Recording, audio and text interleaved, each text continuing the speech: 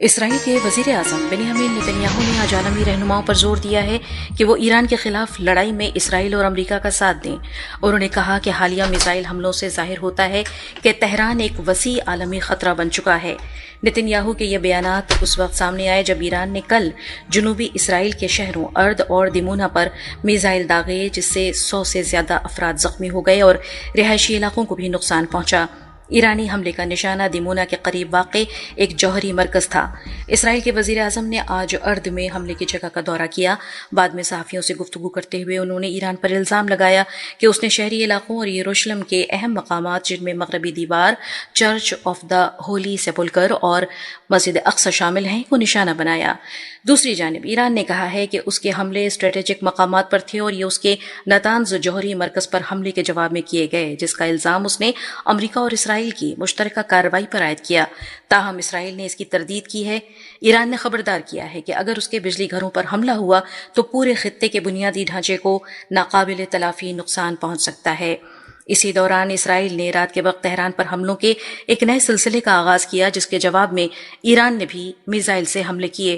ایک social media post پر ایران کی parliament کے اسپیکر محمد باقر قالیباف نے خبردار کیا کہ اگر ایرانی بجلی گھروں کو نشانہ بنایا گیا تو مغربی ایشیا میں اہم بنیادی ڈھانچہ اور توانائی کی تنصیبات تباہ ہو سکتی ہیں. مزید تفصیل کے ساتھ ہمارے نامہ نگار. تہران میں حالات سخت اور کشیدہ ہیں اور دھمکیوں میں اضافہ ہو رہا ہے. ایران کے سپاہ پاسداران انقلاب نے آپریشن ٹرو پرامس 4 کے 74ویں سلسلے کے آغاز کا اعلان کیا ہے، جس میں بھاری میزائلوں کے استعمال اور اسرائیل کے فوجی اور سیکورٹی اہداف کو نشانہ بنانے کا دعویٰ کیا گیا ہے. ایران کی پارلیمنٹ کے اسپیکر نے خبردار کیا ہے کہ اگر ایران کے بجلی گھروں پر حملہ کیا گیا تو پورے خطے میں اہم بنیادی ڈھانچے، توانائی کے مراکز اور تیل کی تنصیبات کو جائز ہدف سمجھا جائے گا اور انہیں ناقابل تلافی نقصان پہنچایا جائے گا، جس کے نتیجے میں تیل کی قیمتیں طویل عرصے سے تک کافی زیادہ رہیں گی. ادھر برطانیہ میں ایران کے سفیر اور بین الاقوامی بحری تنظیم میں مستقل نمائندے نے کہا کہ آبنائے ہرمز ایران کے دشمنوں کے علاوہ تمام ممالک کے لیے کھلی رہے گی اور ایران کے ساتھ ضروری سیکورٹی انتظامات کے بعد جہازوں کی محفوظ آمد و رفت ممکن ہوگی. امریکی صدر ڈونلڈ ٹرمپ اور برطانوی وزیر اعظم کیئر اسٹارمر نے آبنائے ہرمز کو دوبارہ کھولنے پر اتفاق کیا ہے. ٹیلی فون پر گفتگو کے دوران انہوں نے کہا کہ عالمی جہاز رانی کی بحالی کے لیے آبنائے ہرمز کو دوبارہ کھولنا ناگزیر ہے. ترکیہ کے وزیر خارجہ حاکان فیدان نے اپنے سعودی عرب، قطر اور عراق کے ہم منصبوں اور پاکستانی حکام سے مشرق وسطیٰ میں جاری جنگ کے خاتمے کی کوششوں پر تبادلہ خیال کیا ہے. ترکیہ کے سفارتی ذرائع کے مطابق انہوں نے قطر کے وزیر خارجہ محمد بن عبد الرحمن الثانی، سعودی عرب کے وزیر خارجہ فیصل بن فرحان ال سعود، عراق کے وزیر خارجہ فواد حسین اور پاکستانی حکام سے ٹیلی فون پر الگ الگ گفتگو کی. اسرائیلی افواج کے غزہ پر مسلسل فضائی حملوں میں مزید 4 فلسطینی شہید ہو گئے ہیں. غزہ کی وزارت صحت کے مطابق گزشتہ سال اکتوبر میں جنگ بندی کے نفاذ کے بعد اسرائیلی حملوں میں اب تک 680 سے زائد فلسطینی شہید ہو چکے ہیں. شمالی کوریا کے رہنما کم جونگ ان کو دوبارہ امور مملکت کا صدر منتخب کیا گیا ہے.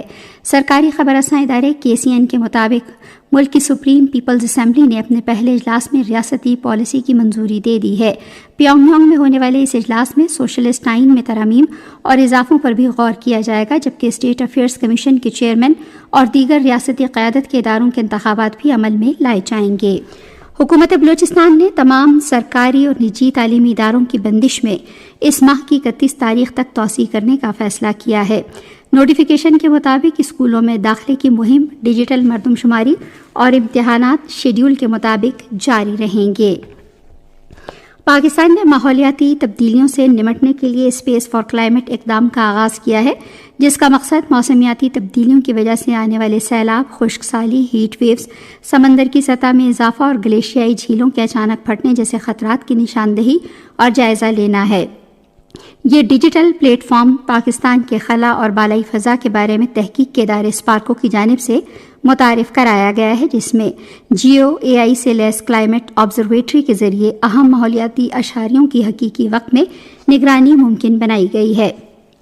توقع ہے کہ سیٹلائٹ مشاہدات کو زمینی اعداد و شمار کے ساتھ یکجا کرنے والے اسپیس فار کلائمیٹ اقدام سے شواہد پر مبنی پالیسی سازی کو فروغ ملے گا اور پائیدار ترقی کی کوششوں کو تقویت حاصل ہوگی. وزیر اعظم محمد شہباز شریف نے پرتعیش گاڑیوں میں استعمال ہونے والے ہائی آکٹین ایندھن پر لیوی میں اضافے کی منظوری دے دی ہے. یہ فیصلہ وزیر اعظم کی زیر صدارت ایک ورچوئل اجلاس میں کیا گیا، جس میں ایندھن کی قیمتوں اور عوامی ریلیف سے متعلق امور کا جائزہ لیا گیا۔ نئے لائحہ عمل کے تحت ہائی آکٹین فیول پر فی لیٹر 100 روپے کی موجودہ لیوی میں 200 روپے کا اضافہ کر دیا گیا ہے، جس کے بعد مجموعی لیوی 300 روپے فی لیٹر ہو گئی ہے۔ ہائی آکٹین ایندھن کی قیمتوں میں اس اضافے کا عوامی ٹرانسپورٹ کے کرایوں یا ہوائی سفر کے اخراجات پر کوئی اثر نہیں پڑے گا۔ اس فیصلے سے ماہانہ تقریباً 9 ارب روپے کی بچت متوقع ہے، جسے عوام کو سہولت فراہم کرنے کے لیے استعمال کیا جائے گا۔ محکمہ موسمیات کی پیشگوئی کے مطابق آئندہ 12 گھنٹوں کے دوران ملک کے بیشتر علاقوں میں موسم زیادہ تر خوش رہنے کا امکان ہے، تاہم گلگت بلتستان، کشمیر اور ملحقہ پہاڑی علاقوں میں بعض مقامات پر تیز ہوائیں چلنے اور گرج چمک کے ساتھ بارش متوقع ہے۔ آج صبح ریکارڈ کیا گیا بعض شہروں کا درجہ حرارت: اسلام آباد اور Muzaffarabad 12 degree centigrade, Lahore 20، Karachi 24، Peshawar 15، Quetta 11، Gilgit 13 اور Murree 4 degree centigrade. Srinagar, Jammu, Leh, Pulwama, Anantnag, Shopian اور بارہمولہ میں مطلع جزوی طور پر ابر آلود رہنے، تیز ہوائیں چلنے اور گرج چمک کے ساتھ بارش کا امکان ہے۔ آج صبح ریکارڈ کیا گیا درجہ حرارت: پلوامہ، اننت ناگ اور بارہمولہ میں 4 degree centigrade, Jammu 15، Leh -2، Srinagar 5 اور شوپیاں میں 3 ڈگری سینٹی گریڈ۔ 21 مارچ کو ایران کی پاسداران انقلاب نے اعلان کیا کہ ایران نے وعدہ صادق 4 کا 72واں دور شروع کر دیا ہے۔ اس دوران ایران کے میزائل سسٹم نے وسطی ایران کے آسمان میں اسرائیلی طیاروں کو کامیابی کے ساتھ تباہ کیا اور شمالی اسرائیل، مرکزی علاقے اور 5ویں امریکی بیڑے کے اہداف پر بھی کامیاب حملے کیے۔ 22 مارچ کو اسرائیلی ذرائع کے مطابق ایران نے 21 تاریخ کی رات کو جنوبی اسرائیلی شہر دیمونا اور العراق پر میزائل حملے کیے، جس میں زخمی افراد کی تعداد 175 ہو گئی ہے۔ مقامی وقت کے مطابق 21 تاریخ کو ایران کی پاسداران انقلاب کے بحریہ کمانڈر علی رضا تنگسیری نے سوشل میڈیا پر پیغام جاری کیا، جس میں کہا گیا ہے کہ ایرانی بحریہ نے بڑی تعداد میں بیلسٹک میزائل اور خودکش ڈرون استعمال کرتے ہوئے متحدہ عرب امارات میں المنہاد ایئر بیس اور کویت میں علی السالم ایئر بیس کی تنصیبات نیز امریکی اور اسرائیلی طیاروں کے ہینگرز اور ایندھن کے ذخائر کو تباہ کر دیا ہے۔ 21 مارچ کو امریکی سینٹرل کمانڈ کے کمانڈ بریڈ کوپر نے ایران کے خلاف فوجی کارروائی کی صورتحال کی چوتھی بریفنگ دی۔ کوپر نے کہا کہ ایران نے اپنی جنگی صلاحیت کا ایک بڑا حصہ کھو دیا ہے۔ ایرانی بحریہ تقریباً سمندر میں جانے کے قابل نہیں رہی، لڑاکا طیارے اڑنے میں مشکل محسوس کر رہے ہیں اور امریکی فوج فی الحال ایران کی فضائی حاکمیت پر قابض ہے۔ رپورٹ میں بتایا گیا ہے کہ تاحال امریکی فوج نے 8000 سے زائد فوجی اہداف پر حملے کیے ہیں، جن میں 130 ایرانی بحری جہاز بھی شامل ہیں۔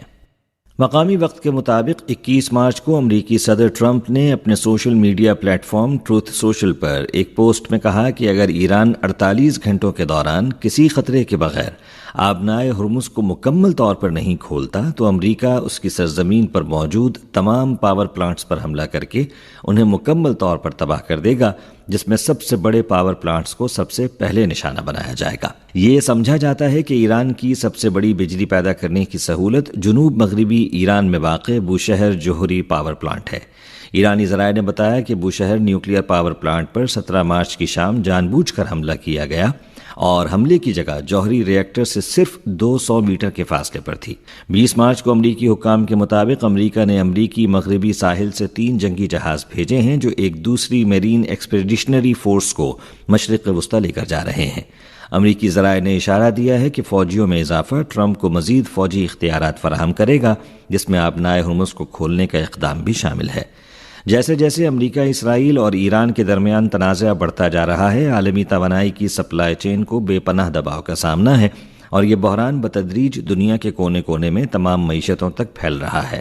رائٹرز کی ایک حالیہ رپورٹ میں بتایا گیا ہے کہ انتہائی صنعتی G7 ممالک سے لے کر توانائی کی درآمد پر منحصر ابھرتی ہوئی منڈیوں تک بہت سے ممالک کی معیشتوں میں کمزوری کے آثار ظاہر ہو رہے ہیں۔ یورپی ممالک 2022 میں شروع ہونے والے روس یوکرین تنازع کی طرح توانائی کے نئے بحران کا سامنا کر رہے ہیں۔ درآمدی توانائی پر جرمنی، اٹلی اور برطانیہ جیسی معیشتوں کا زیادہ انحصار انہیں اس بحران کا پہلا ہدف بناتا ہے۔ جاپان اپنے تیل کا تقریباً 95% مشرق وسطی سے حاصل کرتا ہے، جس میں تقریباً 90% آبنائے ہرمز سے گزرتا ہے۔